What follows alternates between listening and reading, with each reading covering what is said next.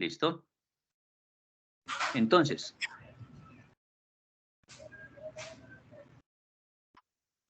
el objetivo principal de este componente es fortalecer los conocimientos que ustedes como aprendices deben de tener para la generación de una empresa.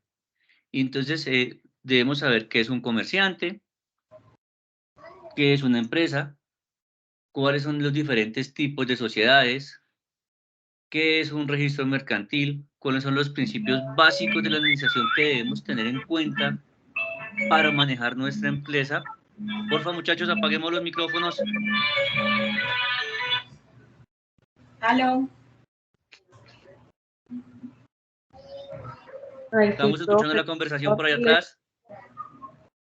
Sí, hace rato intervienen mucho en lo que se habla.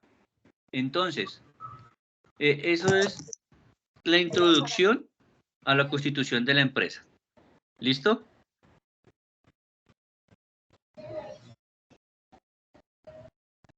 Ahora está lento mi computador, que no quiere trabajar. Y lo primero que debemos hacer es saber qué es un comerciante. Y normalmente un comerciante es una persona que se dedica... Me lo interrumpo. Espérame, miramos, por favor, es que hay alguien que tiene... Loraine, por favor, si tú puedes cerrar tu micrófono, te agradezco. O si no, algo Sí. porque... De la compañerita Loraine. Vamos por acá a mirar. Bueno, ahora sí ya cerraron los micrófonos. ¿Listo?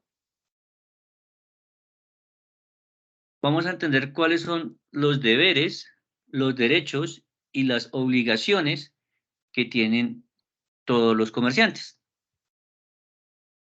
Entonces vamos a ver este videito que es muy corto, que nos habla de esto. Uy.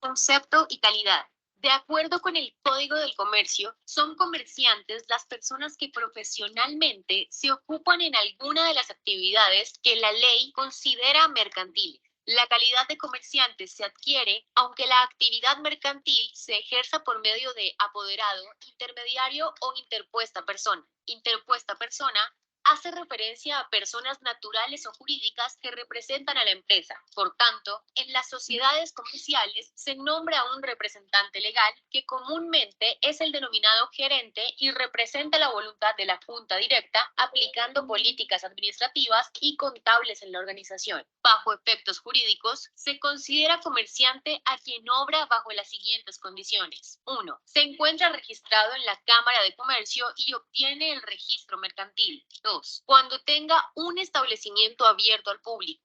3. Cuando se da a conocer al público por cualquier medio. Con la globalización, los cambios en el mercado y las necesidades de los clientes, se desarrollan nuevas tendencias mercantiles para dar respuesta a las expectativas de los consumidores. Por ende, los empresarios implementan estrategias de marketing que contribuyan al posicionamiento en el mercado y a la fidelización de los clientes, de tal suerte que no solo existen establecimientos abiertos al público, sino que se ha incrementado el comercio electrónico, que consiste en realizar compras y ventas por Internet. Ahora es común la utilización de los dispositivos móviles como celulares, computadores, para realizar dichas operaciones.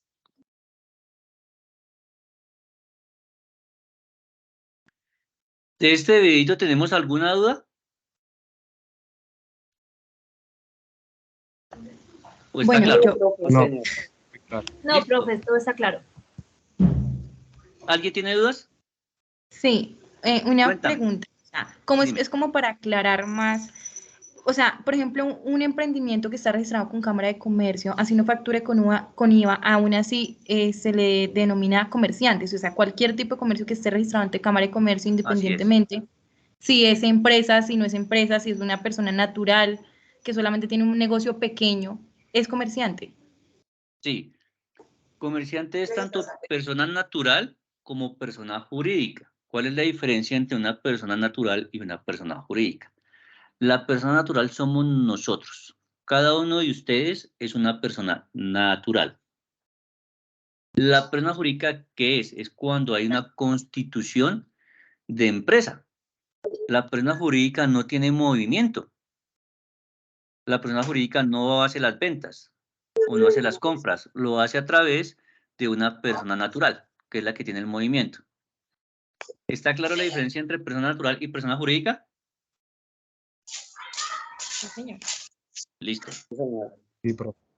Listo, perfecto. Entonces, Venga, hija, yo pensé que te habías ido para allá. porfa, cerremos los micrófonos.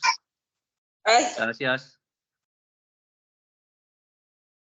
Ok, entonces, todos los comerciantes tienen unos deberes, unos derechos y unas obligaciones, y esto lo encontramos en el Código de Comercio. ¿Mm? ¿Cuáles son las obligaciones? Registrarse, obtener la matrícula en el registro mercantil. En él se escriben todos los actos. ¿Cuáles son los actos? Se nombró la junta directiva y decidimos dejar como representante legal al señor Johan Briceño. Esos son los actos que se registran en el registro mercantil. ¿Qué libros existen? Existen el libro de actas, existe el libro diario, existe el libro mayor y el libro balance. ¿Cuáles son esos últimos tres que acabo de nombrar? Porque el primero ya lo expliqué. El libro diario es aquel donde se registran las operaciones diarias que tiene la empresa. Ejemplo, si el día de hoy compramos mercancía, hoy queda registrada la compra de esa mercancía. Si el día de hoy pagamos nómina, ese registro queda el día de hoy. ¿Ok? El libro mayor y balance hace referencia a lo que pasa mes a mes. Entonces, un acumulado de las ventas que tuvimos en el mes, perdón, un acumulado de lo que pagamos de nómina en el mes, y finalmente el libro mayor y balance, que es el que me muestra el movimiento de un año. ¿Listo? El tercero me dice llevar contabilidad regular con sus negocios conforme a las prescripciones legales. Entonces, todas las empresas jurídicas y las personas naturales que sean obligadas a llevar contabilidad deben de tener un software que les permita llevar esa contabilidad conforme a los principios legales. También debe conservar toda esta documentación por 5 años de manera física, y después de esos 5 años se puede microfilmar la información que está registrada en los libros de contabilidad. También debe denunciar ante un juez competente cuando él deje de pagar. ¿Por qué puede dejar de pagar una empresa? Porque entró en liquidación, porque se quebró. Entonces hay que ir delante de un juez y decirle, oiga, señor juez, mire, estamos ilíquidos, debemos hacer una reestructuración de deuda con nuestros proveedores, entonces por favor autorícenos. Y abstenerse de ejecutar actos de competencia desleal. Y este acto de competencia desleal lo vamos a ver ahorita más adelante un poquito más desmenuzado, pero básicamente, ¿qué es competencia desleal? Es saber, mi vecino está, o bueno, mi vecino no, la empresa de al lado que vende cortinas, las está vendiendo a 100 pesos. Competencia desleal puede ser que yo a esas cortinas voy y las vendo a 80 pesos, sabiendo que estoy perdiendo dinero porque el costo de la cortina es de 90 pesos. ¿Con qué objetivo bajo el precio en 20 pesos? Para que el de al lado no le compren, y al cabo de un tiempo, ¿qué va a hacer el de al lado? Pues va a cerrar su negocio y después yo salgo a vender a un mayor precio. Eso es competencia desleal. No sé si también han visto los videitos que salen por ahí a ratos del niño que llega a vender los huevitos a 100 pesos, y el del lado, llega otro niño al lado y coloca también venta de huevitos, y se da cuenta que el otro los tiene a 100, entonces los vende a 90. Entonces el niño que le está vendiendo a 100 dice, yo no me voy a dejar ganar, voy y lo vendo a 80 pesos. Y el de al lado dice, uy, 80 pesos y a mí me sale ese huevo a 90, pues venga, se los compro todos. Y le compró todos los huevitos al niño y terminó él con el monopolio. Eso es competencia desleal. ¿Listo? Y aquí, en esta parte, empezamos a ver más claramente qué es la competencia desleal. Hablamos de actos de desviación de la clientela. ¿Qué es desviar la clientela? Yo podría tener mi empresa de venta de cortinas y tengo un vendedor que es el que sale a hacer las ventas. Y otro señor creó otra empresa también de venta de cortinas y habla con mi vendedor. Y le dice, oiga, venga, Carlos, no le venda las cortinas a Johan, véndame las mías. Johan le está dando una comisión del 5%, yo le doy una comisión del 10%. Entonces, el vendedor está desviando la clientela hacia otro proveedor. Actos de desorganización. Cuando yo también estoy dentro de la empresa como vendedor y genero desorden, que saco, qué sé yo, digamos con el ejemplo de las cortinas. Entonces, yo paso los reportes que necesito vender 10 cortinas a 10 clientes, pero finalmente no son 10 clientes, sino son 4 o 5 clientes, empiezo a generar un desorden administrativo. Eso es competencia desleal. Actos de confusión. La confusión hace referencia a que yo ofrezco algo que no es cierto y que en últimas el cliente termina comprando algo que lo confundió, que sencillamente no es. ¿Hasta ahí me hago entender o tenemos dudas?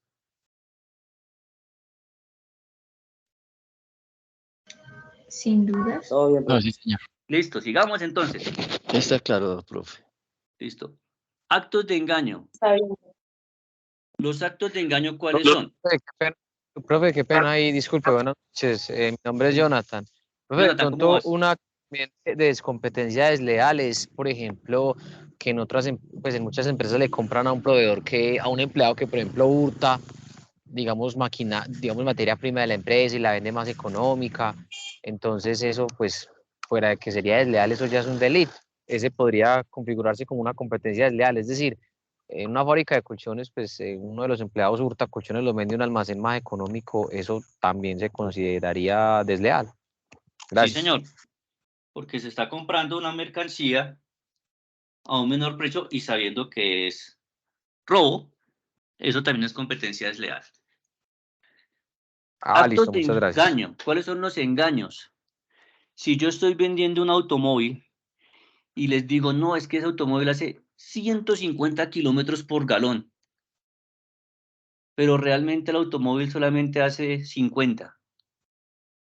Estoy diciéndole a mis clientes que yo vendo algo que realmente no es cierto. Actos de descrédito.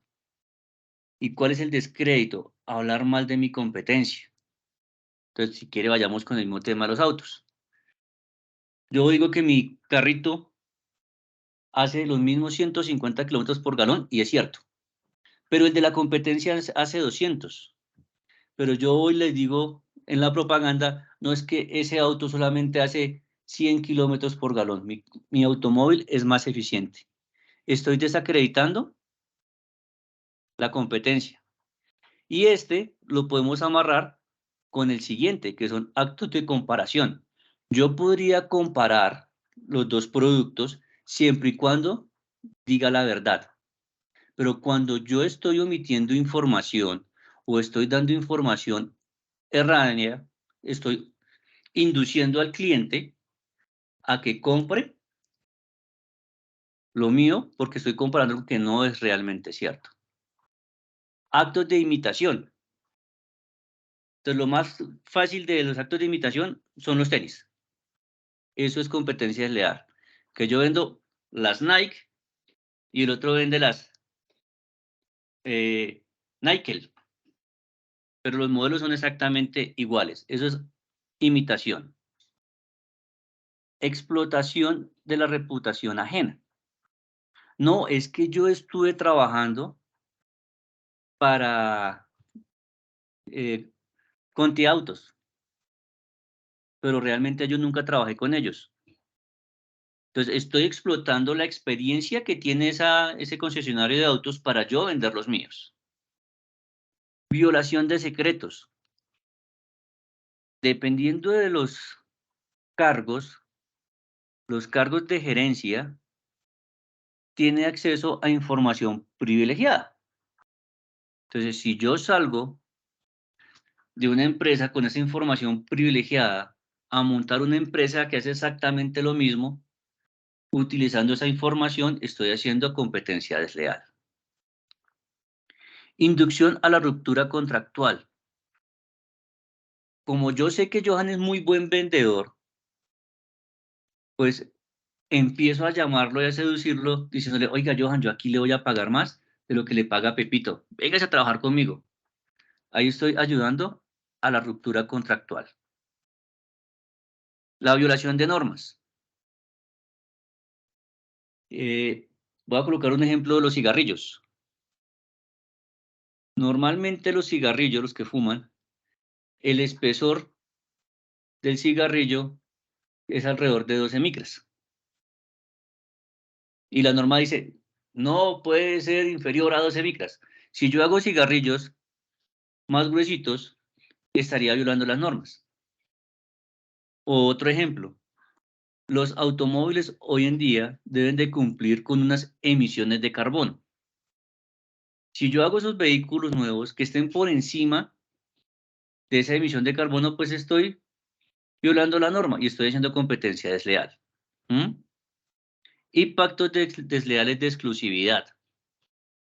Estos hacen referencia a que grandes superficies o almacenes le dicen a la persona, Johan, como usted vende los arándanos, usted única y exclusivamente me puede vender a mí los arándanos o si no, no le compro nada. Esos son pactos desleales de exclusividad. ¿Hasta ahí estamos claros o tenemos dudas? Vamos bien, profe. No, profe, está bien. Listo, vamos bien. Entonces vamos a ver este otro videito. Una pregunta. ¿Listo? Dime. En ese caso, o sea, no sé si lo vas a nombrar más adelante, ¿qué implica que por lo menos, o sea, qué implica que haga estos casos desleales? O sea, por lo menos que se multan o puede llegar a un cierre o que, no sé si lo vas a nombrar más adelante. No. ¿Qué pasa si tú incurres en estos actos desleales? Pueden haber demandas y a través de esas demandas pueden acabar con tu empresa. Básicamente, ¿En serio? eso. Profe, Dime. una pregunta. Sí, señor. En el caso contrario, un ejemplo, un empleado aportó, no sé, una idea que impulsó, agrandó un poco más la empresa, pero la empresa obviamente se apropia o engaña al empleado y se aprovecha de la idea, ¿no? Pienso yo. ¿Es posible que también el empleador pueda demandar o la empresa en cierta manera tiene derechos de algún aporte del empleador, del empleado? Todo depende de cómo esté tu contrato. Ahí con eso lo resumo todo. Lo que diga tu contrato. Si en tu contrato está que que una de tus obligaciones es analizar, evaluar y mejorar procesos, no hay nada. Ahí no hay Ok. nada que hacer. ¿Listo? Listo, profe, gracias. Vale. Listo. Entonces vamos con este Instructor, buenas noches. videito. Buenas noches. Instructor, una pregunta. Ahí, en el caso anterior, era el empleador le está como robando una idea al empleado. Pero si es el caso contrario, un empleado que se cansó de trabajar en la empresa y salió y puso su propia empresa con esos mismos productos, los empezó a hacer y a venderlos, ¿eso también se tipifica como competencia desleal? No, Y si ustedes miran la gran mayoría de empresas colombianas, salen de eso, de empleados que estaban en una empresa y se dan cuenta cómo es el funcionamiento y se dan cuenta que ellos pueden hacerlo de mejor manera, pues se retiran y empiezan a montar la competencia, buscando proveedores que les den mejor precio, mejorando procesos. Entonces no hay competencia desleal. ¿Alguien tiene por ahí alzada la mano? Profe, entonces ese sería un emprendimiento, ¿cierto? Sí, señor, eso es un emprendimiento. José Sí, Rodríguez, señor. cuéntame. Muy buenas noches. Bueno, del puntico pues que estaban exponiendo, la empresa, pues, bueno, cuando a mí me contrataron en mi empresa, eso fue lo que me dijeron, pues toda idea, todo lo que pues yo podía aportar para mejorar la empresa, si pues me tocaba salir o se me acababa el contrato, todas esas ideas quedaban dentro de la empresa. Ya yo no podía hacer uso de esas ideas porque para eso me estaban pagando un sueldo, pues digámoslo de esa manera. Sí, señor, si está dentro de sus obligaciones, no hay nada que hacer. Te están pagando por eso. ¿Listo? Entonces, ahora sí, vámonos a ver el videito de deberes, derechos y obligaciones y trámites legales para ejercer el comercio en el país.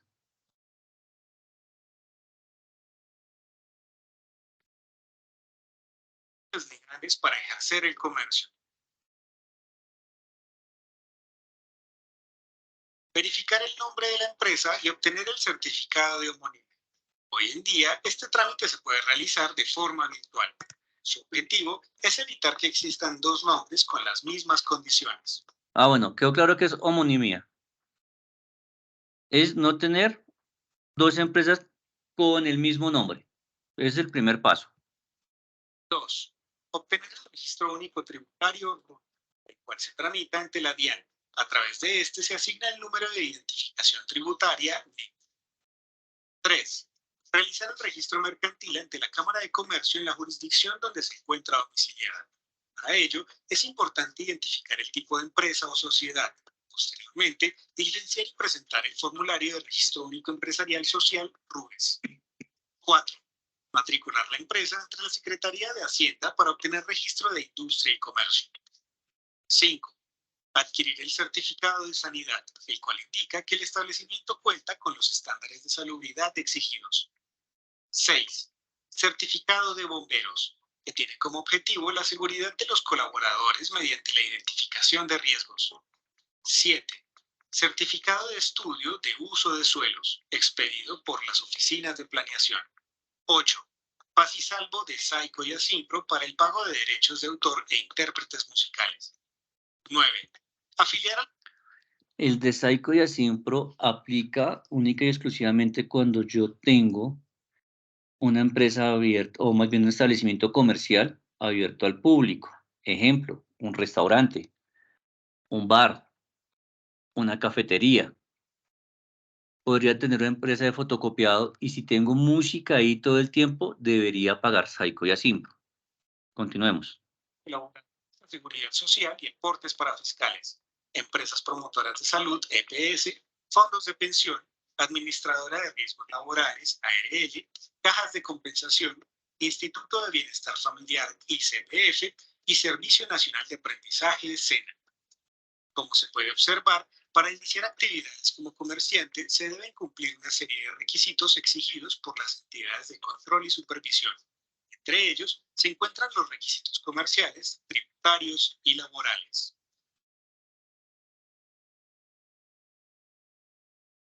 Ok.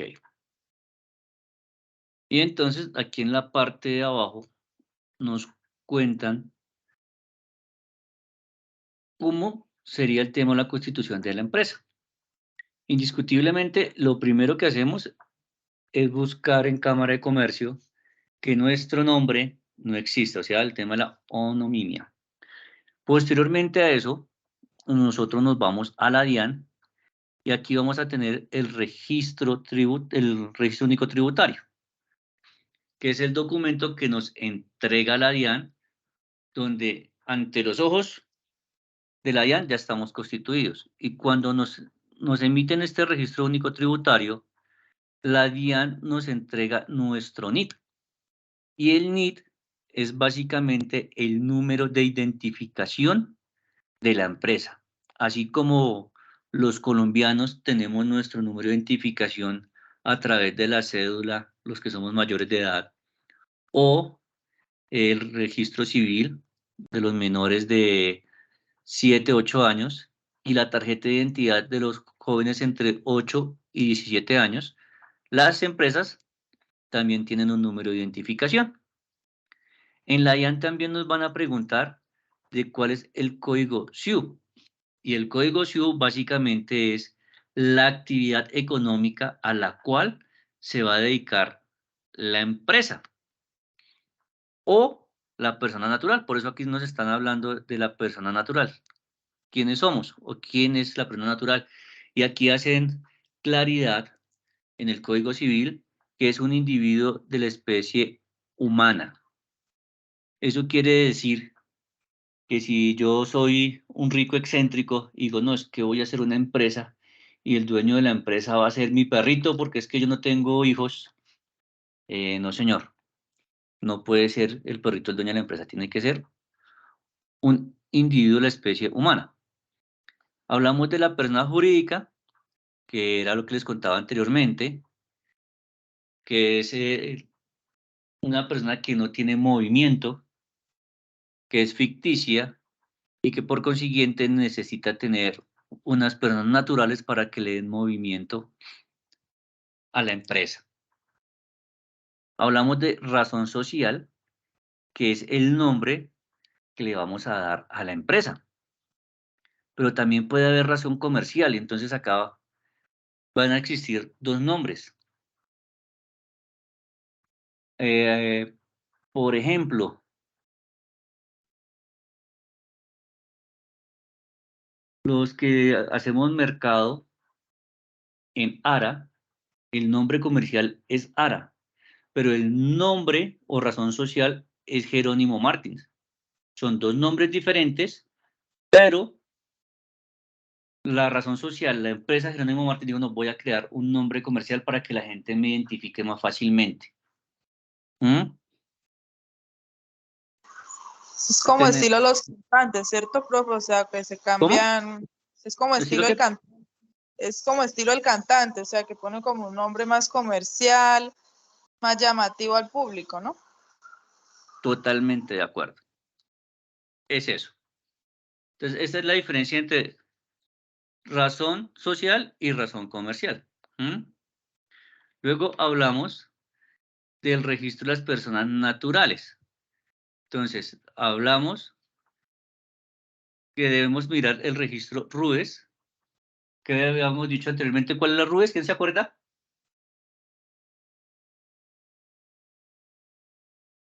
¿Quién alzó la mano? Profe, el RUES es la identificación ante Cámara y Comercio, es el registro que se hace allí. Muy bien, sí señora, es el registro único empresarial y social. Ajá, y social, sí señor. Muy bien. ¿Quién se acuerda qué es el registro, el RUT? Es el registro único tributario ante la DIAN. Perfecto. Y pues la persona jurídica pues también debe diligenciar o registrarse Profe. en el RUES y en el RUT. Señora.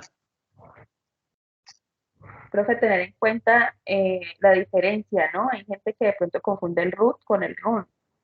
Y de verdad que sus meras iniciales son totalmente diferentes. Entonces, que tengan en cuenta que el RUT es empresarial más que todo y el RUN es algo ya de movilidad, de tránsito, ¿no? Sí, señora. O también el root con B a lo último o el root con P a lo último, ¿no? Pero es que el RV es, digamos, algo que implementó la DIAN este año, que es el Registro Único de Beneficiarios Finales. Pero esto es algo que están implementando hasta este año. Ajá. Muy bien. Lo que pasa es que la situación del RUT y del RUN la gente se suele equivocar. Entonces, más que todo es por eso, como por la pronunciación y su significado. Sí. ¿Listo? ¿Estamos claros? Buenas noches, profe, una pregunta. Sí, señor. En la homonimia, así los dos comercios o el comercio segundo que se vaya a identificar con un nombre idéntico a una empresa que ya exista, así se dedique a un comercio totalmente diferente a a la que ya está en el mercado, digámoslo así. Igualmente no puede usar ese nombre que ya existe, ¿no? Así es. Mm, Sí, Colgate ya existe y todos sabemos que es la crema ujú, dental.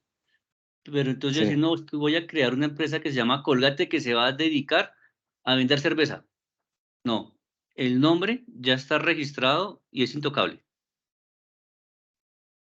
listo. Y otra pregunta que me surge aquí con lo dice la Profe, afiliación a la documentación de la empresa, que los parafiscales y eso, cuando dice que afiliar al bienestar familiar, ¿a qué se refiere esa afiliación? Ok, las empresas deben hacer unos aportes parafiscales. ¿Mm? ¿Para qué son esos aportes parafiscales? ¿O qué comprenden esos aportes parafiscales? Comprenden una parte al Instituto Colombiano de Bienestar Familiar, otro a la Caja de Compensación y el otro al SENA. A eso hace referencia de los aportes parafiscales. ¿Me hago entender? Sí, señor. Son como impuestos, ¿cierto, profe? Señora, Son como impuestos, ¿cierto? pues no son exactamente impuestos, pero sí es una obligación Que tiene el empleador, mediante el ¿cierto, cual profe? los empleadores hacen un aporte a esas tres entidades, a las cajas de compensación para que sean beneficiados sus empleados, al Instituto Colombiano de Bienestar Familiar, pues para que sean beneficiados los niños, y al SENA para que nos veamos beneficiados los aprendices. Profe, pero una pregunta. Sí, por lo menos cuando una ¿Eso persona igual trabaja se lo descuentan a uno? Uno a la vez, porfis. Profe, quisiera saber de esos parafiscales, igual como a uno le descuentan en el trabajo, ahí va incluido de lo que le descuentan a uno, No, ¿cierto? a uno ¿O cómo es? como empleado, no te descuentan eso. Solamente te descuentan salud y pensión. Para de contar. Eso es un monto que debe asumir la empresa. ¿Listo? Paola Pues Andrea, no. cuéntame.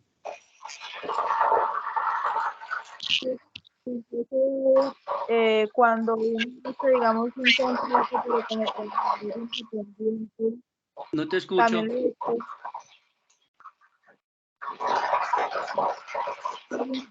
le hemos aprendido. Profe, cuando uno hace un trabajo como independiente, como un contrato, pero como independiente, ¿también le cobran esos para fiscales? No. Si tú quisieses como independiente, podrías pagar caja de compensación familiar. Si quisieses. Si no, no lo pagas. ¿Listo? José, cuéntame. José Rodríguez. No, disculpe. Ok. Carolina Obando, Sí, señor.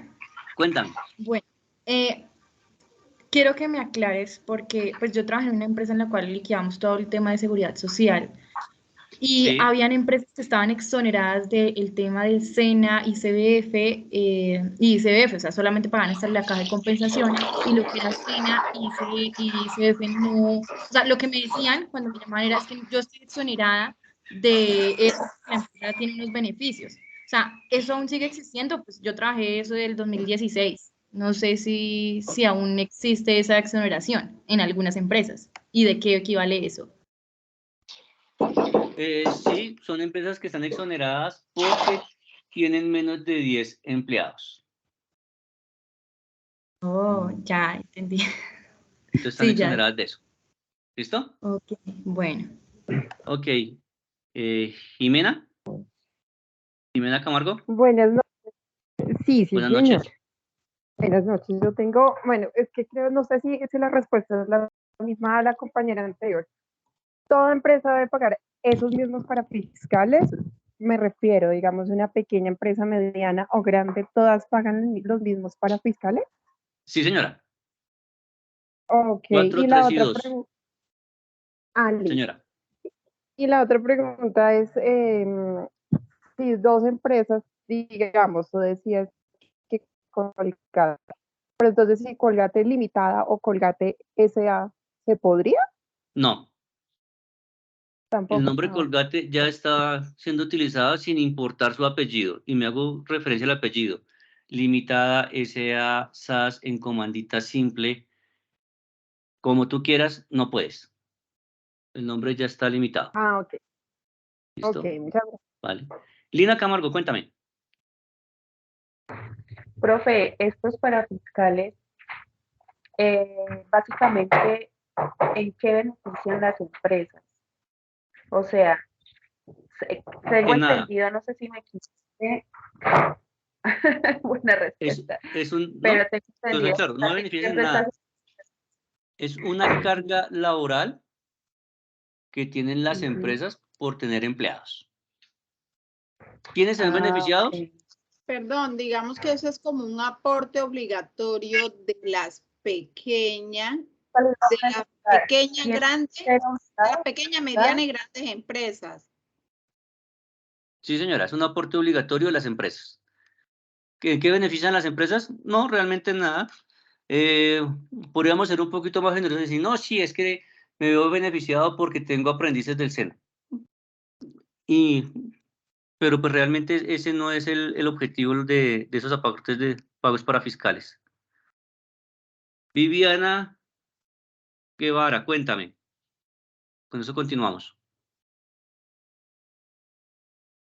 Pena, me devuelvo un poquito. En el video hablaba algo sobre certificado de usos de suelos. ¿Eso aplica para las empresas que se constituyen por primera vez o ese certificado de uso de suelos? No sé si me podrías hablar o especificarme un poquito más sobre eso. Claro que sí. El certificado de uso de suelo los emiten las secretarías de planeación de todos los municipios. Y básicamente a través del plan de ordenamiento territorial que manejan las secretarías de planeación, dicen, mire, por esta cuadra, como es residencial, no pueden haber fábricas, porque es netamente residencial. Ah, puede haber una tienda, perfecto, no hay ningún problema. Ah, puede haber una oficina, no hay ningún problema. Ahí puede funcionar una oficina porque es residencial. A eso hace referencia al uso de suelos, que cuando tú montas una empresa debes tener claro cuál va a ser el objeto social de la empresa, y el objeto social es a qué se va a dedicar la empresa, y teniendo eso claro tienes que ir a mirar si donde la vas a montar por el uso de suelos del POT lo puedes hacer o no. ¿Listo? Listo, Profe, yo pues muchas estudié gracias. laboratorio, pronto me faltó las prácticas, pero pues ya que los compañeros tocan un poquito ese tema así rapidito, les digo que lo mejor que puede hacer una persona para crear empresa es hacer ese uso de suelos.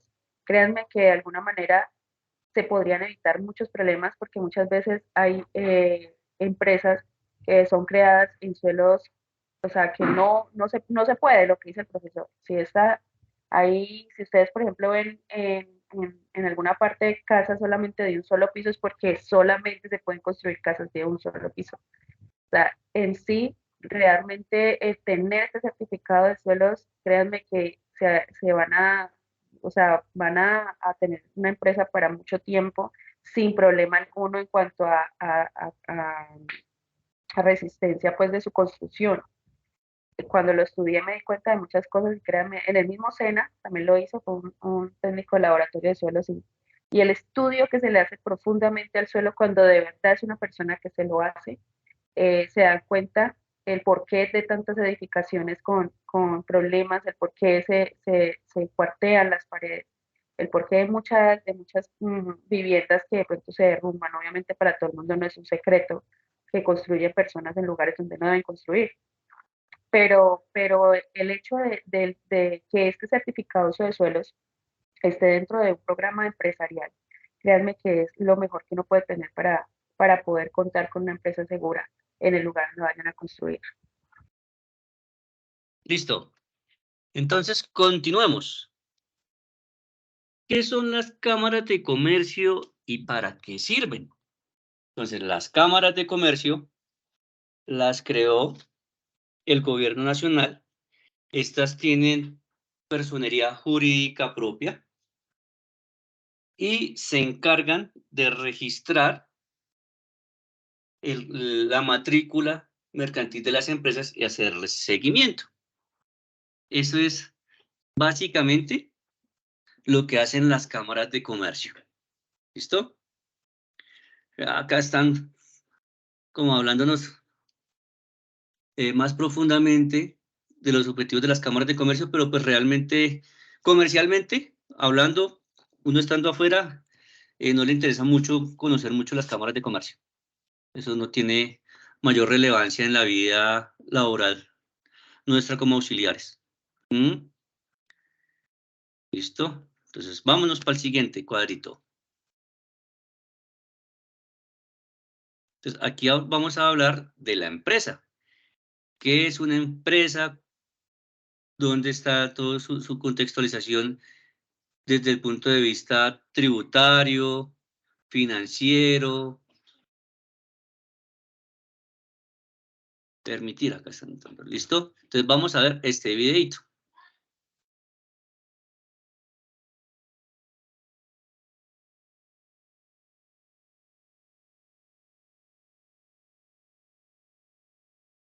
Función, clasificaciones, naturaleza y estructura de las organizaciones. Definición. Una empresa hace referencia a la integración de recursos financieros, tecnológicos y de talento humano para llevar a cabo alguna de las actividades que se consideran mercantiles. Entre ellas, se encuentra la comercialización de bienes, transformación de materia prima en producto terminado, producción y la prestación de servicios. Todo esto para obtener un determinado beneficio. Elementos de la empresa. 1. Talento humano. Son los colaboradores de la empresa, quienes realizan funciones en cumplimiento del objeto social y objetivos organizacionales. 2. Recursos financieros. Se encuentra constituido por los diferentes aportes realizados por los socios o propietarios. Entre ellos, encontramos dinero en efectivo, mercancía, propiedad, planta y equipo. 3. Actividad o trabajo. Es la actividad que realizan los colaboradores de acuerdo con el objeto social de la empresa y el cargo para el cual fue contratado. Por ejemplo, actividades de comercialización, producción, administración y prestación de servicios. Ok, ¿dudas? ¿O seguimos adelante?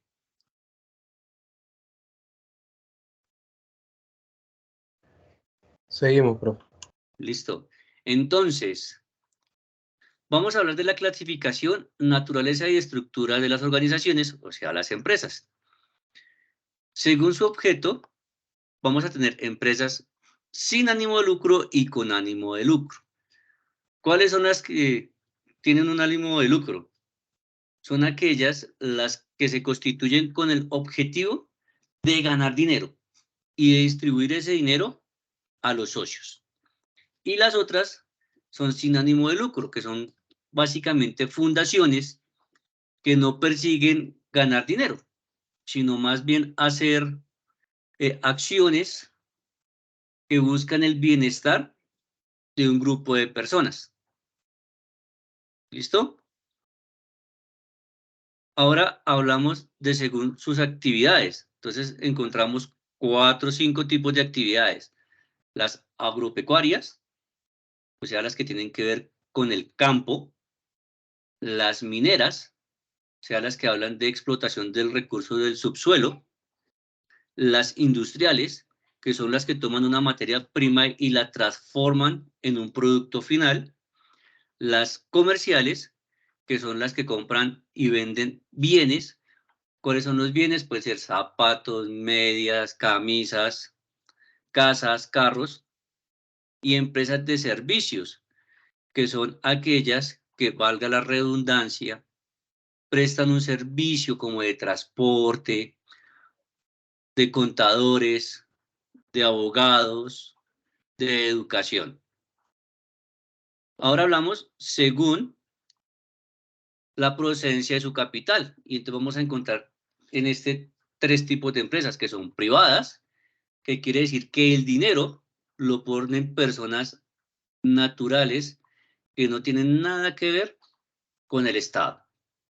Están las empresas oficiales o públicas, donde el capital, el 100% del capital, lo pone el Estado, y existen las empresas de economía mixta, donde se mezclan las dos anteriores en cualquier porcentaje, 10-90, 20-80, como ustedes quieran. Y acá hablamos de, según el grupo de presentación de la información financiera. Les venía diciendo que nosotros llevábamos ya casi 10 años trabajando en la implementación de las normas internacionales de contabilidad, y pues acá hay 3 grupos grandes que hacen referencia al grupo 1, que es a las empresas grandes, al grupo 2, que hace referencia a empresas pequeñas y pymes, y el grupo 3, que son las empresas pequeñitas, microempresas, de 2-3 personas. ¿Listo? Según la conformación del capital, las empresas pueden ser multinacionales, o sea que viene el dinero de empresas muy grandes de afuera. Acá colocan el caso del ejemplo del BVA. Coca-Cola también es una multinacional.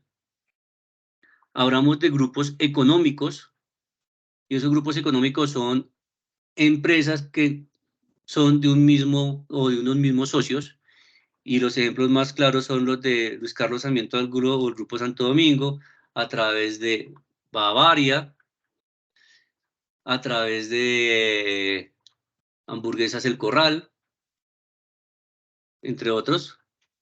Y tenemos las empresas que son nacionales. Y esas son las que casi todo su mercado está concentrado en el territorio nacional. Y aquí hacemos referencia a Arturo Calle o Panamericana. Y por último tenemos las locales,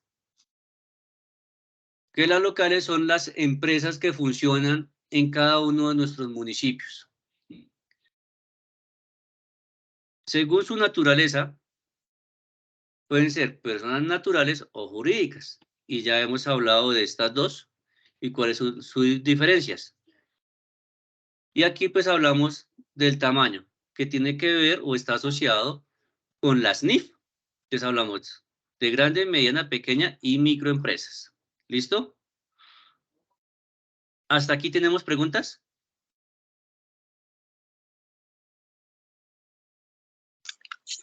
Profe, una pregunta.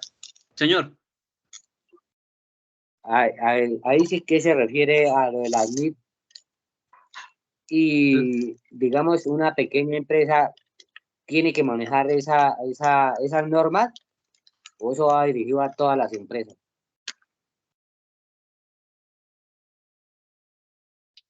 Ok, las NIF hacen referencia a las normas internacionales de contabilidad o de la presentación de la información financiera.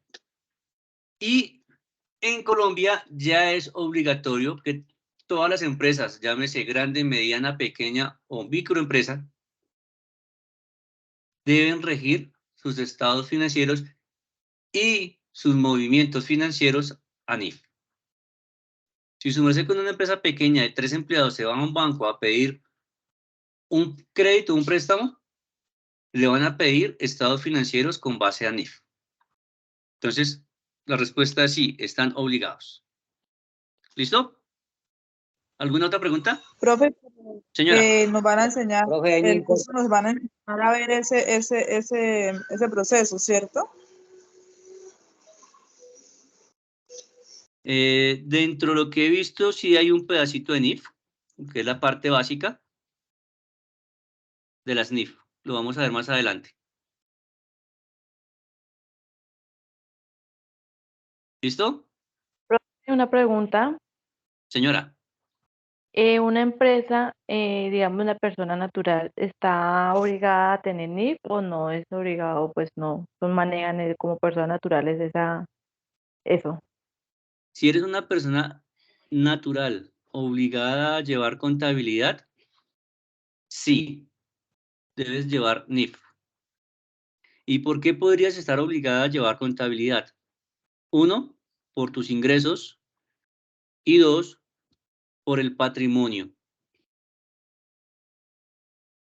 ¿Qué otra pregunta tenemos?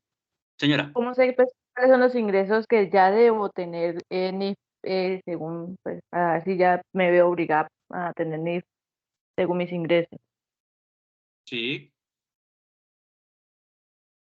¿Hay un monto específico o pues ya simplemente pues yo decido si puedo, si establezco las NIF o pues o es un monto que ya digamos está declarado como tal para yo tener que establecer las normas, las NIF? Ok. Profe, Bueno, es que hay estás obligado, señor. Déjame contestar esta pregunta es y que, ya pasamos a la tuya, ¿vale? bueno, sí, señor. Mira, están obligados a llevar contabilidad las personas que el año pasado hayan tenido ingresos superiores a 95 millones de pesos. Personas naturales. ¿Ok? Ahora sí, Sí, señor, cuéntame.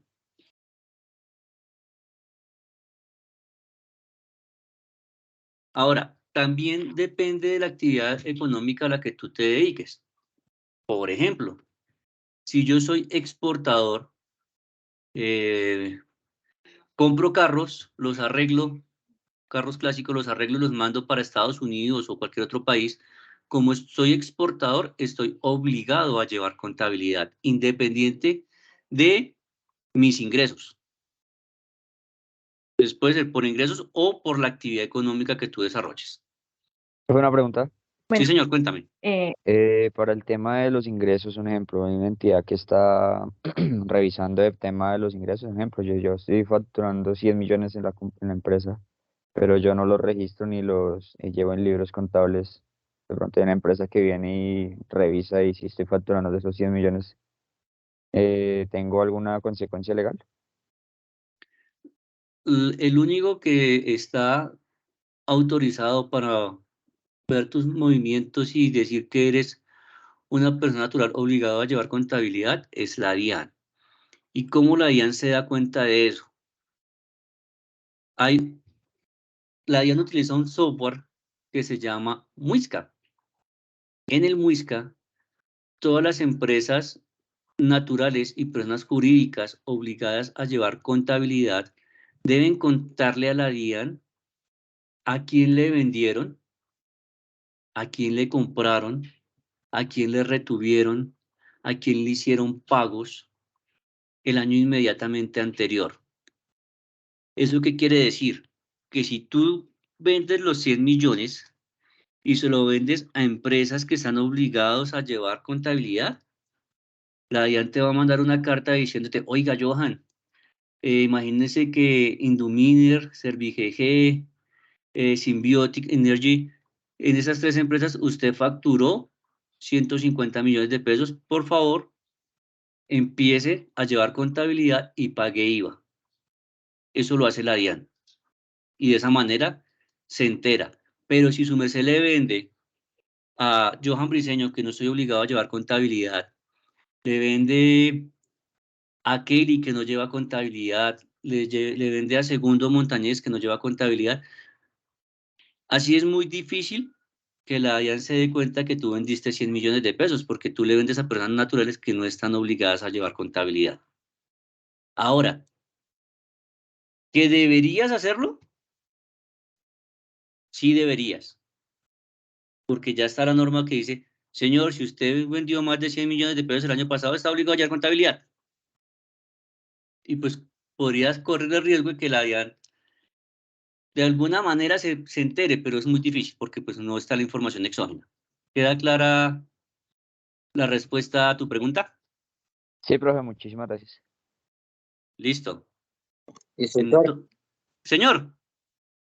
Ahora sí, sobre la NIF, es que ahí dice, según el grupo de presentación de información financiera, hay un grupo, el grupo 3, donde dice que puede llevar contabilidad contabilidad simplificada. Le pongo un ejemplo, un emprendimiento donde hay la persona encargada o el dueño de la empresa y hay 4 empleados. Esa empresa tiene que llevar la NIF o tiene que llevar contabilidad simplificada porque hay unos topes de dinero, de capital. Su merced puede tener la contabilidad, sí, señor. Su merced puede tener la contabilidad simplificada.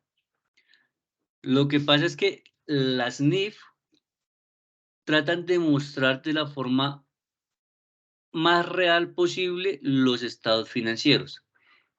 Para la NIF, el activo sigue siendo activo. ¿Y qué son los activos?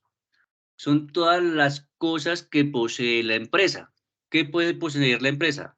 Dinero en efectivo, dinero en los bancos, unas cuentas por cobrar a clientes, un inventario de mercancías para la venta, unas propiedades, unos vehículos, unos computadores, unos software. Esos son los activos, lo que posee la empresa. Y lo que quieren las NIF es mostrar esos activos de la forma en que más rápidamente se pueden hacer dinero, exigibles. Eso es lo que busca las NIF, mostrar de la forma más clara posible el estado de la empresa. Pero eso también se puede a través de una contabilidad simplificada, sin tantas cuentas. ¿Me hago entender? Sí, señor, pero ahí, digamos, lo que quiere ver con las NIF, ya las normas internacionales de la contabilidad, es tratar de analizar los estados financieros, que llaman, ¿sí? Por ejemplo, como su merced dice, que si uno se va, de una empresa se va a pedir un crédito, lo que le importa a la entidad financiera es qué tan solvente está esa empresa. Por eso Sí, señor. Por eso se utiliza esa norma, ¿sí? Así es. Bueno, lo que pasa es que en la medida en que la empresa es más grande, pues muy seguramente tiene operaciones más complicadas. Y me explico. Yo puedo tener inventario, que lo tengo ya listo para la venta. Puedo tener inventario en tránsito. Yo importo arroz, entonces me viene arroz de China. Entonces empiezo a tener cuentas cada vez más específicas para cada una de mis actividades. Cuando yo hablo de una empresa o una microempresa, pues yo no estoy trayendo el arroz de China. Posiblemente yo voy y compro el arroz en Abastos, que es la sucursal más grande del país de comida, y lo compro allá y luego lo empiezo a distribuir.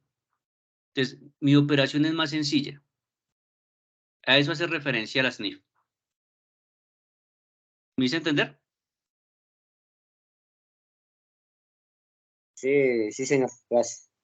Listo, con muchísimo gusto. Bueno, sigamos.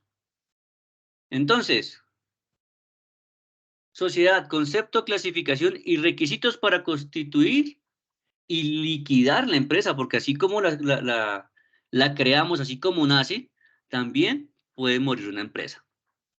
Entonces, en el Código de Comercio pues nos dice que se debe tener en cuenta para la constitución de la empresa, que es lo que ya hemos hablado anteriormente.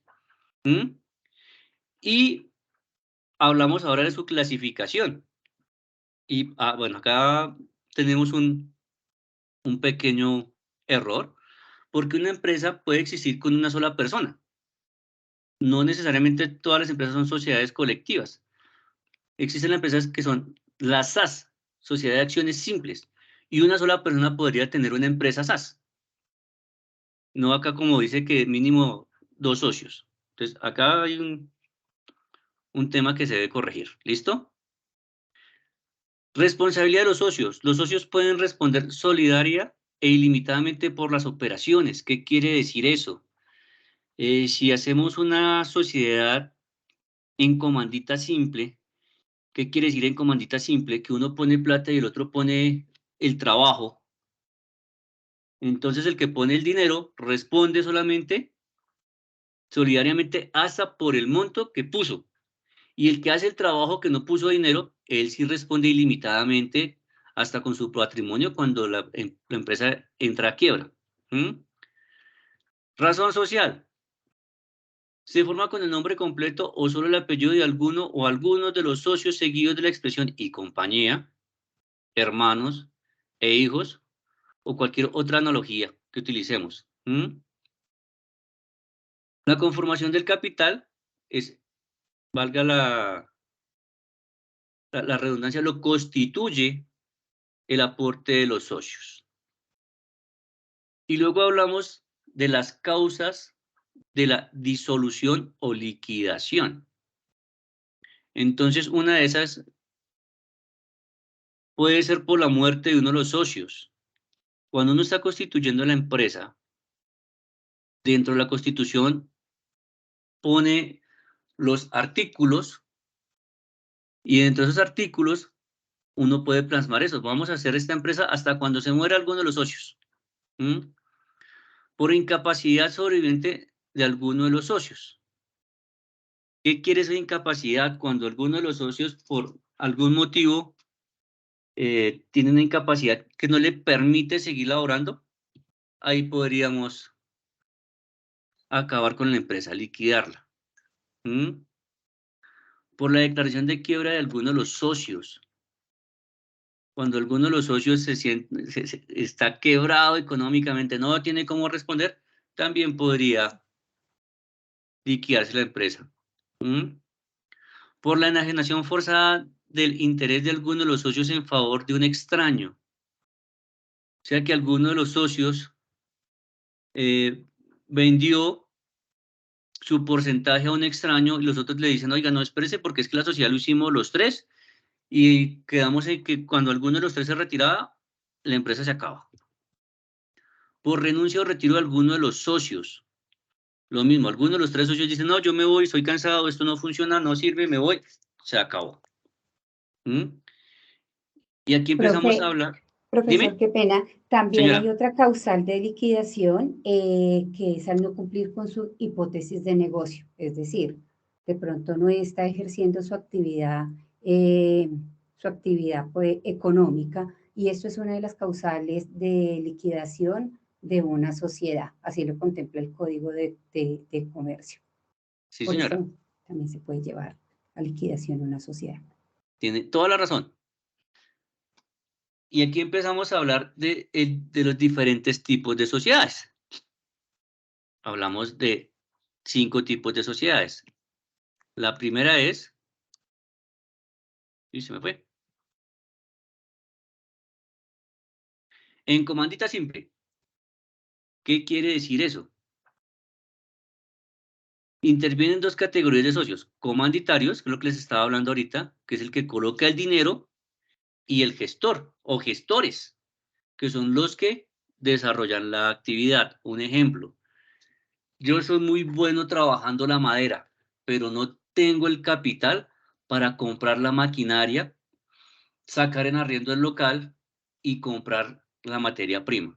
Entonces aparece otra persona que me dice, oiga, Johan, usted es muy bueno trabajando la madera, hagamos una empresa. Yo pongo el dinero. Entonces ahí se crea una sociedad en comandita simple. Y hablamos de las responsabilidades de los socios. Era lo que les estaba hablando anteriormente. ¿Por qué responde cada uno de los socios? Y lo mismo el tema de la razón social. ¿Listo? La conformación del capital. El capital lo constituye el aporte de los socios comanditarios y los socios gestores. Uno en dinero y en otro con el know-how, que es el saber hacer. ¿Ok? Y hablamos de cuáles son las causales de liquidación, que son las que anteriormente estábamos aclarando.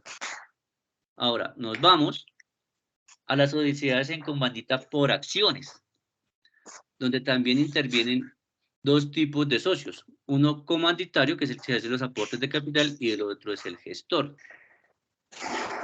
La responsabilidad está dada de la misma manera que las anteriores. Porfa, el que abrió el micrófono, si nos ayuda cerrándolo. Y aquí está cómo se diferencia el anterior. Entonces, el capital se constituye de dos formas. La primera está en dinero y la segunda está dada mediante las acciones de igual valor.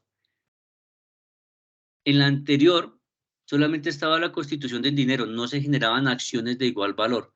Me explico. En la anterior, sencillamente, Johan colocaba el trabajo y Carlos, que fue el que tenía el dinero, le dijo, Johan, yo pongo los 10 millones. Y solamente hay 10 millones de pesos en la sociedad.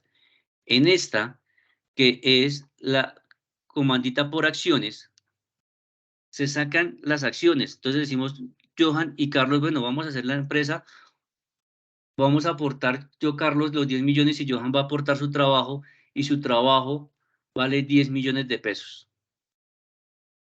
Dice que en esta le estamos dando un valor al trabajo de Johan. En la anterior, no. Y las causales de disolución son exactamente las mismas que hemos venido hablando. Ahora hablamos de las sociedades de responsabilidad limitada. En esta, sí hablamos que debe existir mínimo 2 socios y máximo 25. Y cada uno de los socios responde hasta por el monto de sus aportes. ¿Qué quiere decir eso? Que si somos 5 socios y el primero aportó 2 millones, el segundo aportó 5 millones, el tercero 10, el cuarto 10 y el quinto 20, cada uno de ellos solamente va a responder por el dinero que hizo sus aportes. O sea que el primero solamente responde por 2 millones. Es eso. Y esta, al final, tiene el apellido de limitada o LTD. ¿Mm? Y el capital lo constituye las cuotas de igual valor. O sea, si entre los 5 colocamos 100 millones de pesos, vamos a decir que hay 100 cuotas y que cada cuota vale 1 millón de pesos y que el primero, como solamente aportó 2 millones, pues tiene 2 cuotas. Las causales de disolución son las mismas que la anterior, pero anexamos 2 más. ¿Cuáles son esas 2 más? Cuando tenemos más de 25 socios. Ahí pasamos a ser una sociedad anónima y dejamos de ser una limitada. Y cuando ocurran pérdidas que reduzcan el patrimonio neto a menos del 50%. ¿Qué quiere decir eso? Que si nosotros aportamos los 100 millones y en el transcurso de un año, por las actividades económicas de la misma, la empresa no nos dio utilidad, sino todo lo contrario, pérdidas, y perdimos más de 50 millones, estaríamos en causal de disolución. Vamos con las sociedades anónimas. Después de que terminamos las sociedades, abrimos ahí si hay preguntas. ¿Listo? Las sociedades anónimas me dice que debe tener como mínimo 5 socios. Y ahí para allá, los que su merced quiera y se le ocurra. Cada uno de los socios responde hasta por el límite de sus aportes. Pare de contar. Y su razón social termina con la expresión sociedad anónima o SA. También el capital se constituye a través de acciones, o sea, igual a las limitadas, y en este, sus causales de disolución hay 2 diferentes a las anteriores. Cuando ocurran pérdidas de lo del patrimonio, que es exactamente igual al anterior, o cuando el 95% o más de sus acciones suscritas pertenezcan a un solo socio. ¿Qué quiere decir eso? Que nosotros habíamos invertido 100 millones de pesos y de esos 100 sacamos 100 acciones con un valor nominal de 1 millón. Cuando un solo socio consiga el 95% de esas acciones, pues ya dejará de ser una SA y tendrá que ser liquidada. Y vamos para las sociedades de acciones simples. Entonces, aquí está. Las acciones simples pueden ser constituidas por uno o más socios. Su responsabilidad también es limitada, o sea que va hasta el límite de sus aportes. Y dentro de su razón social termina con la expresión SAS, o sociedad por acciones.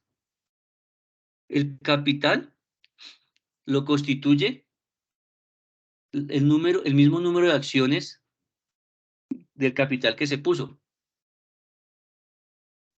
Y dentro de las causales de disolución encontramos por vencimiento previsto en los estatutos.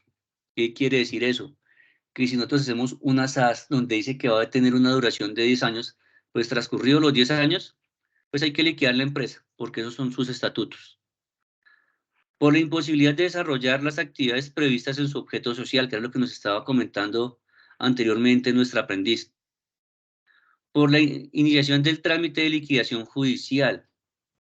O sea que un juez nos obliga a liquidar la empresa. Por las causales previstas en los estatutos. Entonces, si en los estatutos colocamos que si uno de los socios se muere, ahí está. Por voluntad de los accionistas adoptada en la asamblea. ¿Qué quiere decir eso? Perdón. Que si en la asamblea de socios el 50% más 1 está de acuerdo en liquidar la empresa, se liquidó y se acabó, no hay nada más que hacer. Por orden de una autoridad competente. Y por pérdidas que reduzcan el patrimonio de la sociedad por debajo del 50%. ¿Hasta aquí tenemos preguntas? Sí, profe. Listo. Sí, profe. Arranquemos. En la última que usted estaba comentando, que era la de la SAS, si esa empresa pone, por ejemplo, a 10 años, y si ella quiere seguir, después de esos 10 años, ¿puede seguir? ¿O tiene que liquidar primero y comenzar de cero? Podrían hacer una junta de socios donde se modifique ese artículo que está dentro de los estatutos y darle más vida a la empresa. Instructor. Pero sigue siendo SAS. Sí, señor.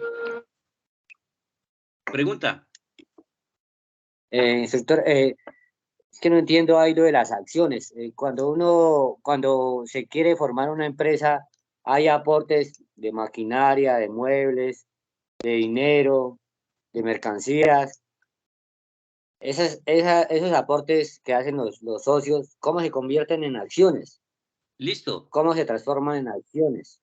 Perfecto, para allá vamos. Para que se llame sociedad anónima o SAS. Vale. Entonces, va el ejemplo. Carlos pone 5 millones en efectivo.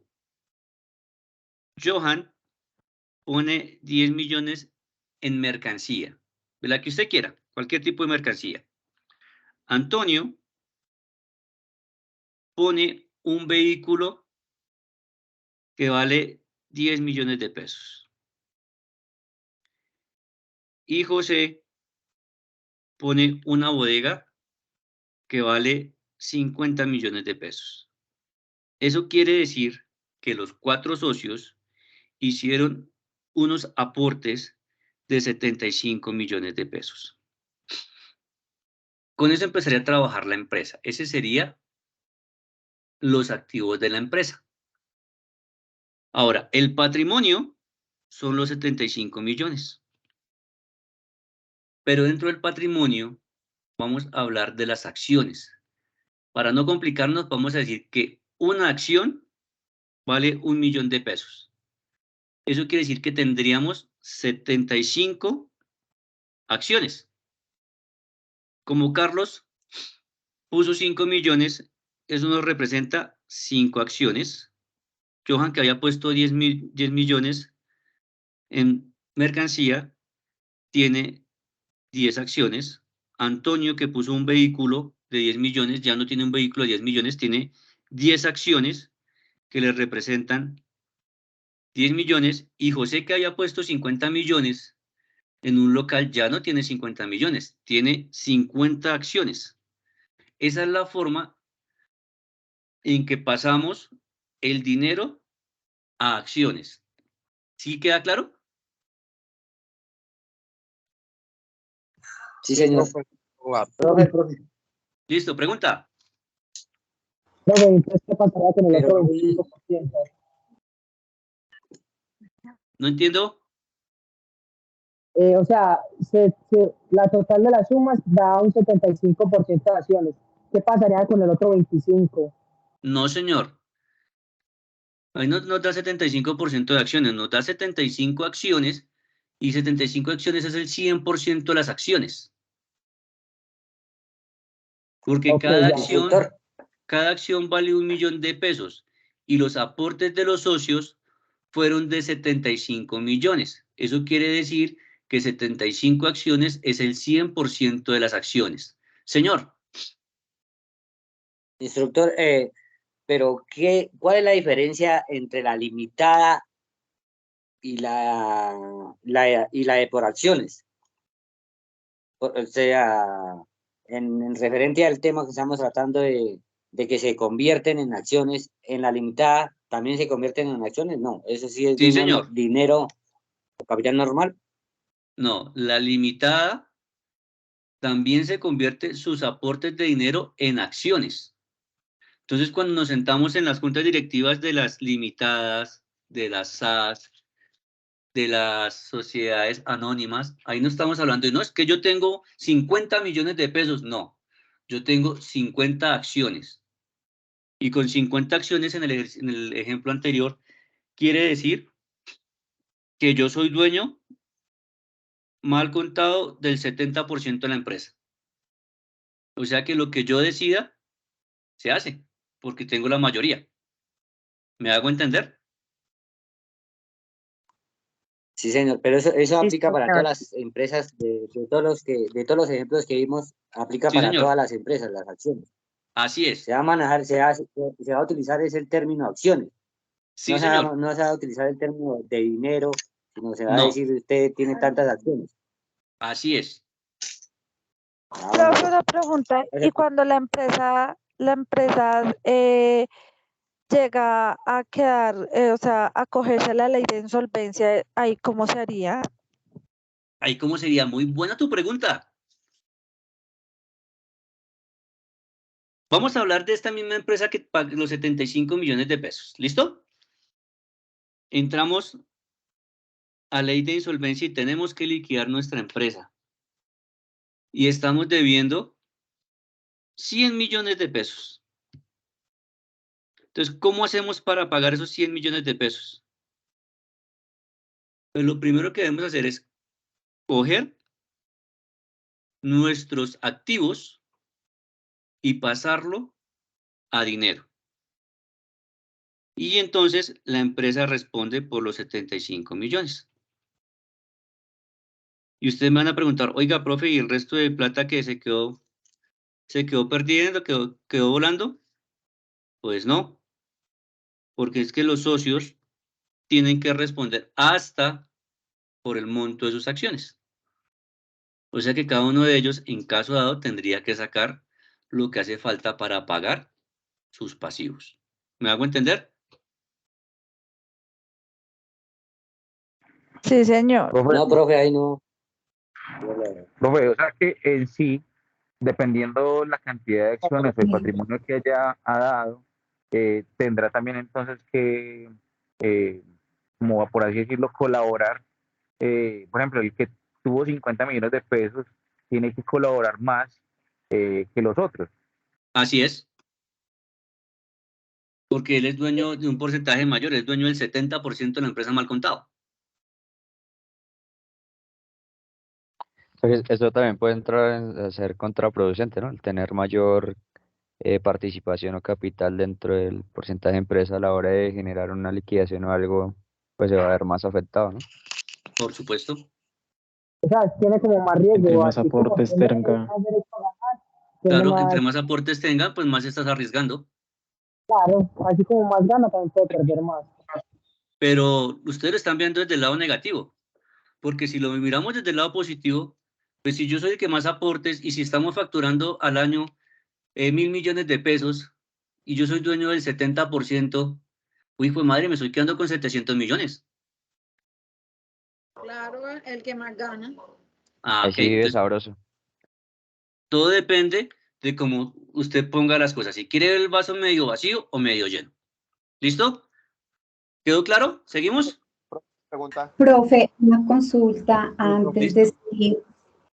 Yo tengo, con respecto a las sucursales de las sociedades extranjeras, en la clasificación, ¿estas dónde quedarían? ¿Como sociedades subordinadas? Sí, señora, son subordinadas y tienen un nombre acá en Colombia. Ajá. Listo, perfecto. Y otra consulta, con relación a los consorcios y las uniones temporales. Sí, ¿Estos señora. en dónde se clasificarían? Dentro de ninguna de las anteriores, las consorcios o las uniones temporales tienen su propia denominación y se llaman así porque, valga la redundancia, es una unión por un tiempo o un consorcio por un tiempo. Y normalmente aplica cuando hay contratos con el Estado para cumplir con cada contratación, con experiencia, con solvencia financiera, entre otros. Pero básicamente son esos como los más grandes. Ok, o sea, con base a lo que su merced acaba de decir, los consorcios no serían contribuyentes y no estarían obligados a llevar la contabilidad, no estarían obligados a llevar contabilidad. Los Porque en ese consorcios orden están obligados a llevar contabilidad y a pagar impuestos. Los sí, ellos consorcios y pagan, pero no están obligados, profe, a llevar la contabilidad, porque quien debe llevar su contabilidad e integrarla es de manera independiente cada uno de los socios. Es lo que yo Sí, tengo señora. entendido, de acuerdo a los ingresos, costos y deducciones que haya tenido el consorcio. ¿Sí es así? Sí, señora. Lo que pasa es que cuando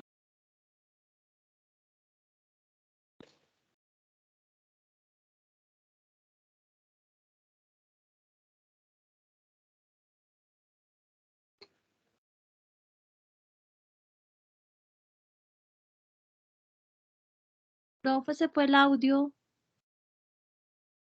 pero, es que me sacaron aquí, está en cabeza de las empresas que hicieron esa unión temporal o consorcio hacerle llegar el dinero a la DIAN. Lo que pasa es que tú no puedes dejar las cosas por separado y me voy a explicar. Un consorcio, una empresa del consorcio se llama Johan Briceño. Y la otra, pongamos nombre de empresas para no complicarnos.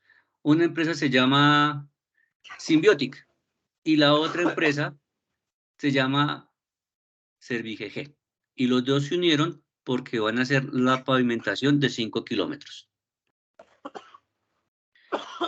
Y arrancan con el proceso de la construcción de esos 5 kilómetros de la pavimentación.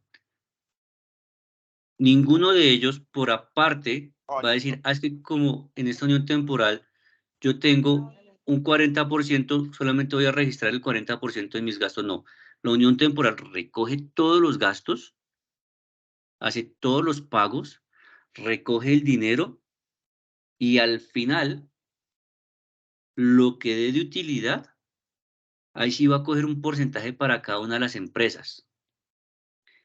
Y estas tienen que pagar los impuestos. Pero la unión temporal tiene el consolidado total de la información financiera. ¿Me hago entender? Sí, sí, profe, sí, es claro. Si no, pues la pregunta era, ellos como tal no están obligados, pero si quieren llevar su contabilidad, lo pueden hacer.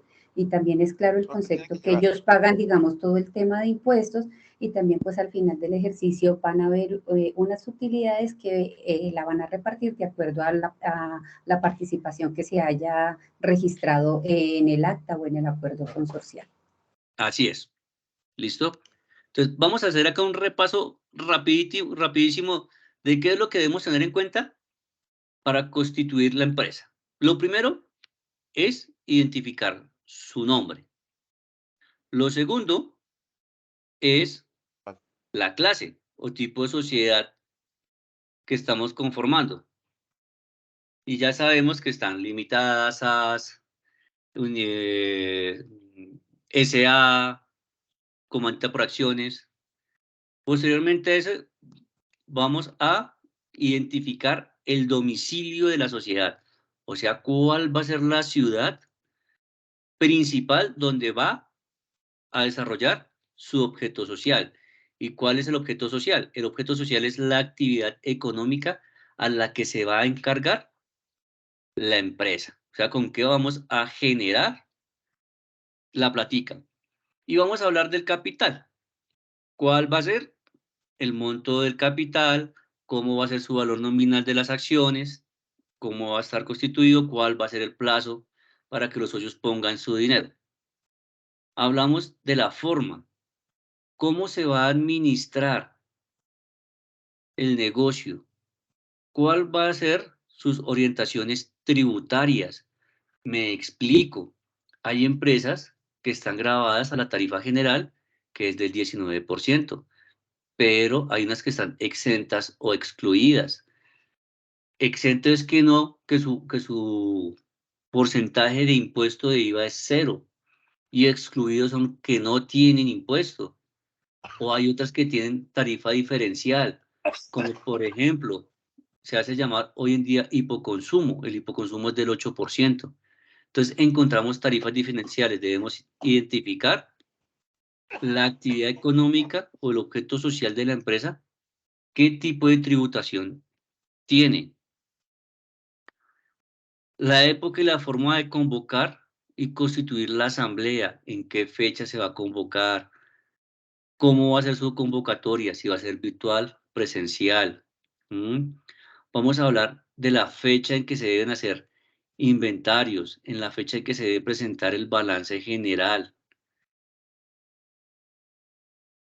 Vamos a hablar de la duración, cuánto va a durar la empresa y cuáles son las causales de disolución, que es lo que estamos hablando anteriormente.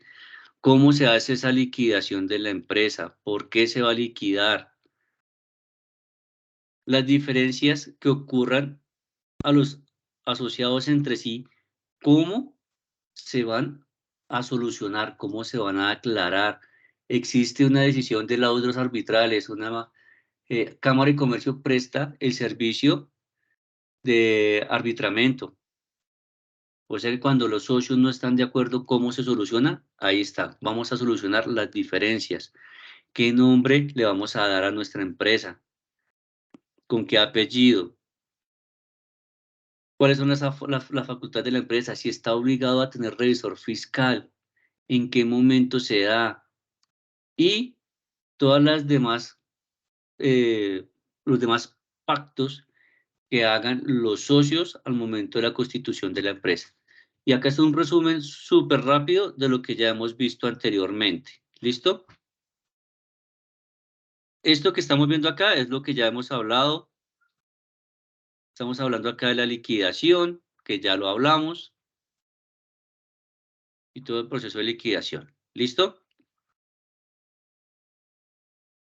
Miremos con... Ok. Listo, vamos a terminar con la administración. Con eso dejamos acá terminado nuestro primer módulo. ¿Listo, muchachos? Entonces, aquí vamos a hablar de los principios básicos, de las áreas de funcionamiento, de la planeación estratégica, de la organización, dirección y control de la empresa. Entonces, hablamos que la función técnica hace referencia a las actividades productivas. O sea, ¿cómo vamos a hacer para que nuestra empresa sea realmente productiva? ¿Hacia dónde nos vamos a encaminar? ¿Cuáles son las estrategias que necesitamos? Las funciones comerciales. ¿Quién va a desarrollar estas funciones comerciales? ¿A qué nos vamos a dedicar? ¿A comprar y a vender qué? ¿Qué tipo de bienes? La función financiera. ¿Cómo hacemos para que nuestra empresa sea sana financieramente, sea robusta, tenga liquidez? ¿Quién va a ser el encargado de las funciones de seguridad. Y esas funciones de seguridad van enfocadas a los trabajadores. ¿Cómo vamos a cuidar a nuestros empleados? ¿Cómo van a estar las funciones de contabilidad?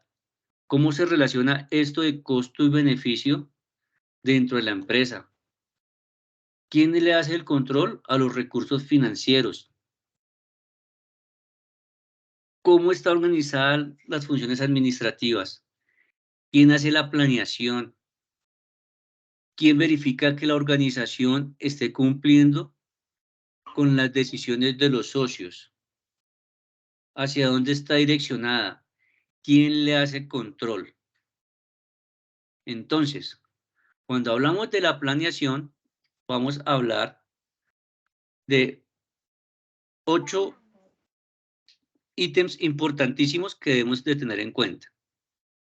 El primero, que es la filosofía, son los valores y principios que aplica la empresa en el desarrollo de su objeto social, ratificando el compromiso con la sociedad.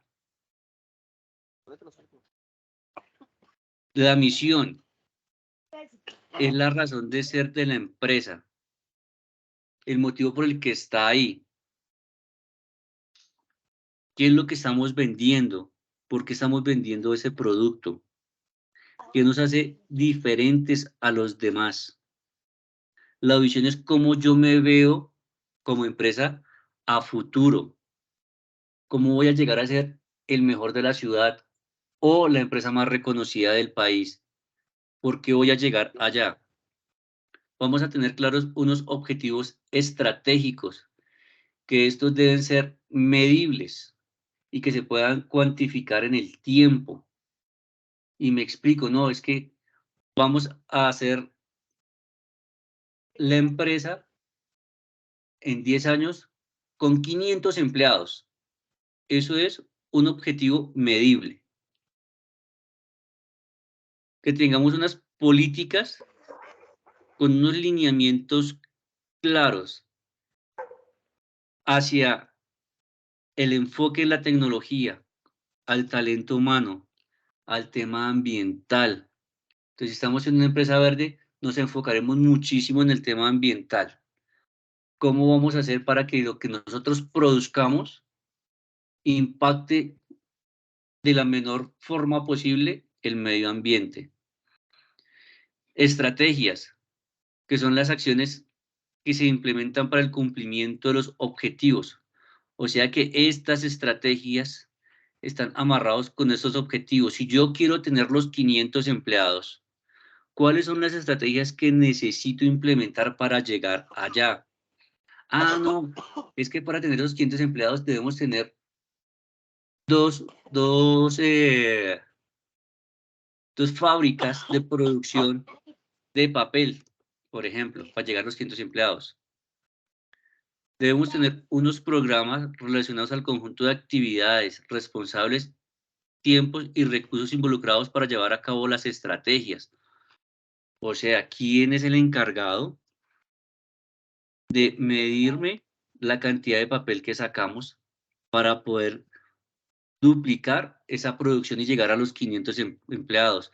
Debemos tener unos presupuestos. Esos presupuestos tienen que ser cuantificados en dinero. Es que a hoy, con los 10 empleados, estoy pagando 20 millones de pesos en nómina. Para llegar a los 500 empleados, necesitamos vender 1.000 millones de pesos para poder pagar a esos 500 empleados 700 millones de pesos de nómina. Entonces, son unos presupuestos muy claros de cada una de las etapas en que estamos viviendo. ¿Hasta ahí tenemos claro? Sí, señor. Listo.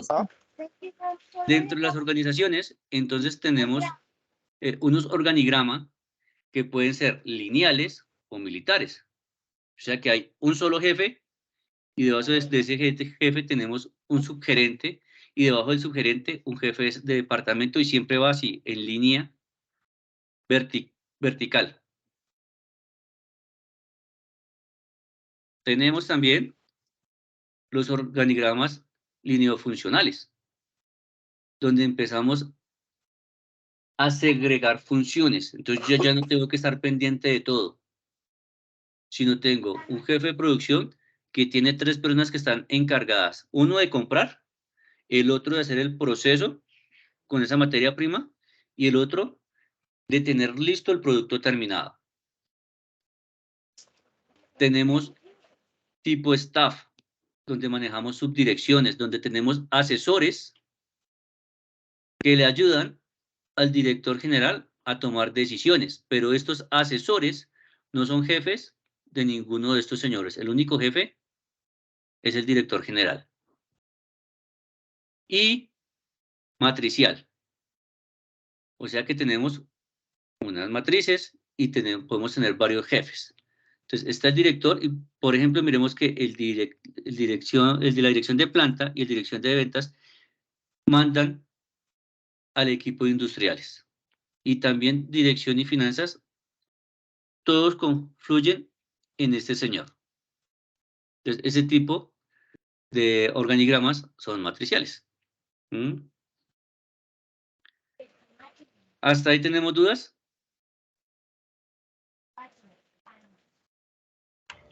Todo claro. Estamos claros, listo. Entonces, Todo claro, profe. Vamos a hablar de estos 2 últimos y terminamos. Dirección. Es la etapa, se materializan los planes y programas, teniendo en cuenta la asignación de recursos, responsables, tiempos y actividades establecidas en la etapa de planeación. Mire que este tema de dirección tiene mucho que ver con todo esto, con la filosofía, con los objetivos estratégicos, con las políticas, porque aquí en la dirección estamos diciendo qué va a hacer cada una de las personas de la empresa. Y vamos a manejar el tiempo y unos recursos. Y aquí hablamos mucho del tema de liderazgo, de una comunicación asertiva, de un trabajo en equipo, de la motivación. Y en este tema de la dirección buscamos líderes más no jefes. ¿Y cuál es la diferencia entre un líder y un jefe? El líder de un equipo es aquel que está ahí al lado, hombro a hombro, con sus subalternos, teniendo una comunicación asertiva, donde todos pueden opinar y donde si hay alguna falla, el primero que sale a asumir su responsabilidad es el líder. El jefe es aquel que está encima de todo el mundo, puyándole, teniendo una pésima comunicación, 0 liderazgo, una muy mala actitud, donde él no asume la responsabilidad, sino dice, no, es que fue culpa suya, Johan, porque usted no entregó, usted no hizo. Esa es la diferencia entre el jefe y un líder. Y lo que necesitamos tener son líderes. Y por último, tenemos la etapa del control. Y esta etapa es muy importante en el proceso administrativo, pues se verifica que los programas se hayan desarrollado conforme a lo planeado. O sea, que lo que planeamos fue realmente lo que hicimos. Y si no lo estamos haciendo, pues habrá que tener planes de mejora para poder llegar a ese objetivo. Y con esto terminamos nuestro primer módulo, que es la normatividad y formalización de la empresa. No sé si tengamos dudas, preguntas, inquietudes frente al tema.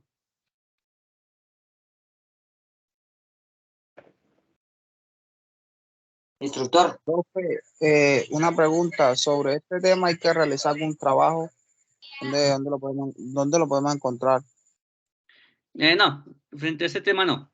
Para el próximo sí los voy a poner a trabajar, que son registros de vengo contables. Entonces, si le pueden pegar una miradita en esta semana para que dentro de 8 días que volvamos a tener nuestra clase, ya vengan como empapaditos y podamos hablar de débitos, créditos, qué son los activos, qué son los pasivos, y podamos empezar a hacer ejercicios sencillos de contabilidad, que es lo que ustedes van a trabajar fuertemente.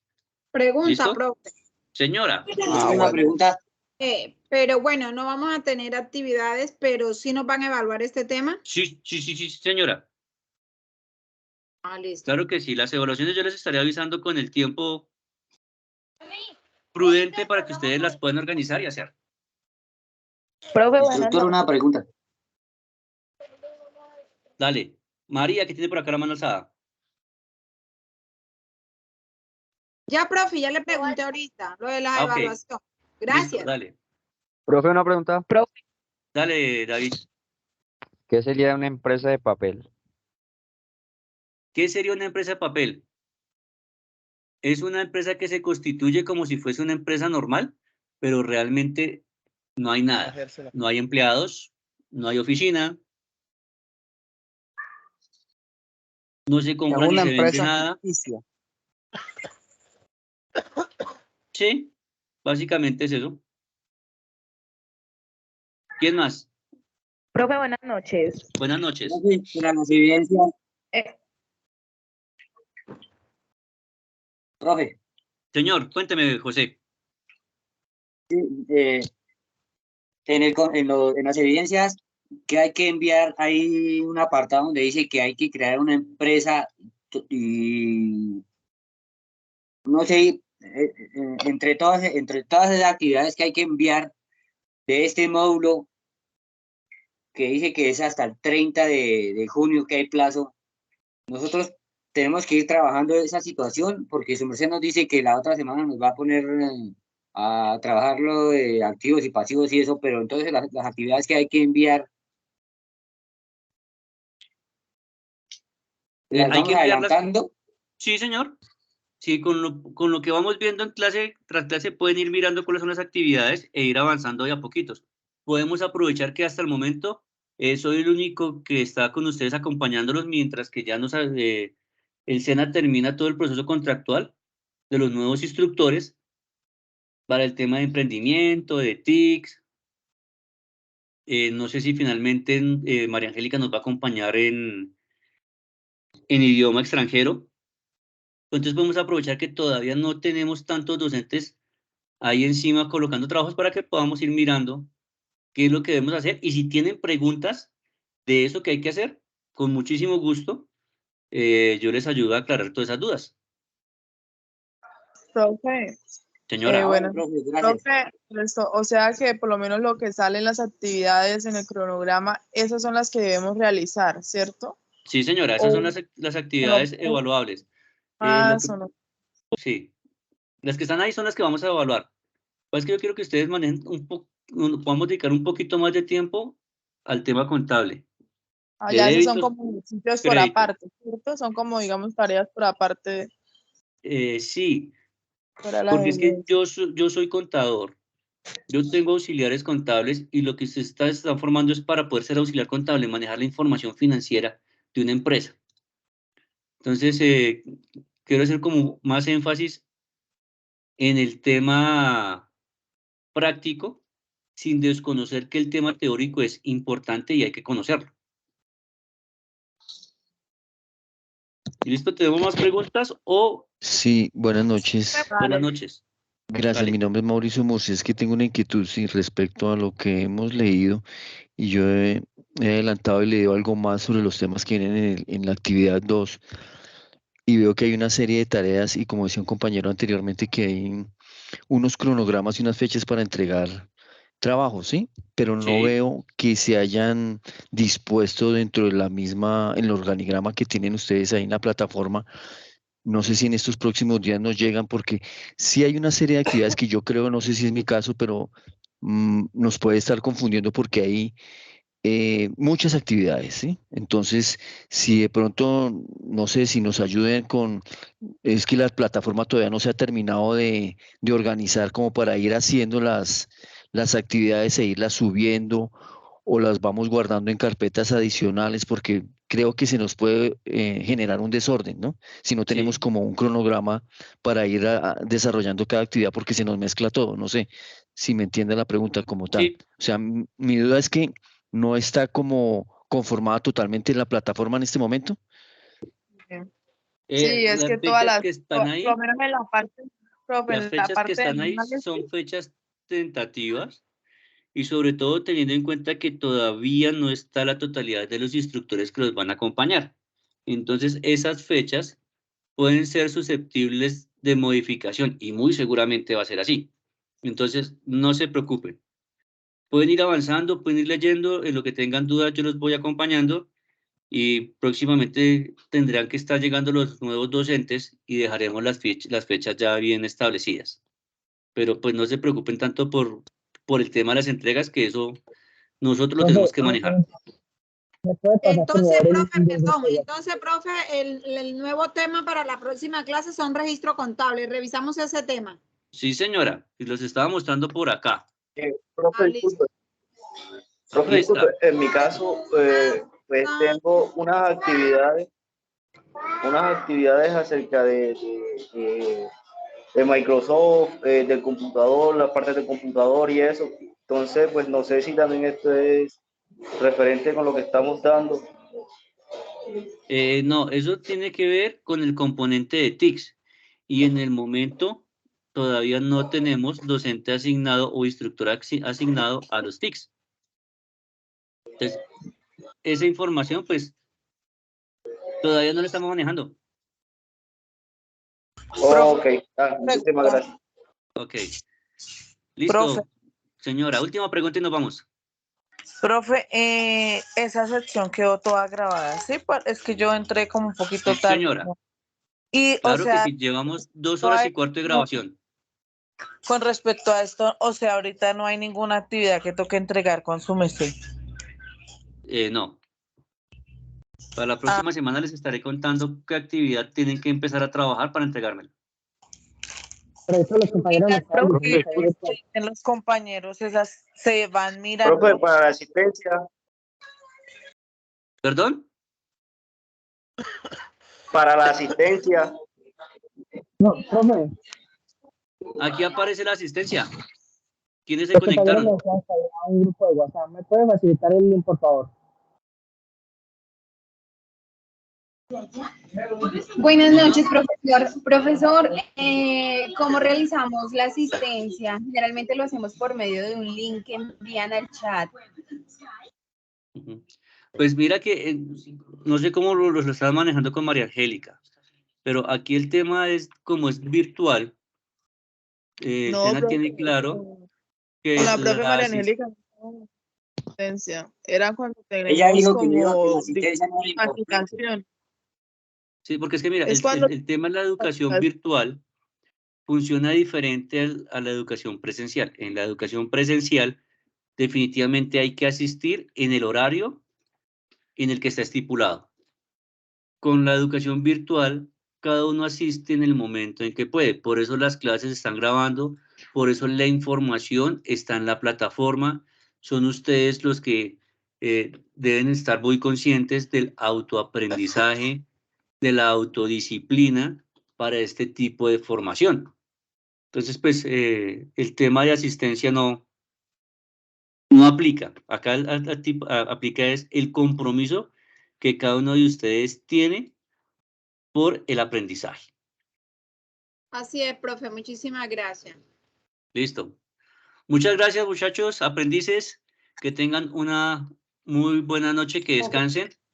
Y pendiente para contestar. Muchísimas gracias a usted, profe. Bueno, que descansen. Gracias, profe. Muchas gracias. Buenas noches. Gracias a todos. Igual bendiciones.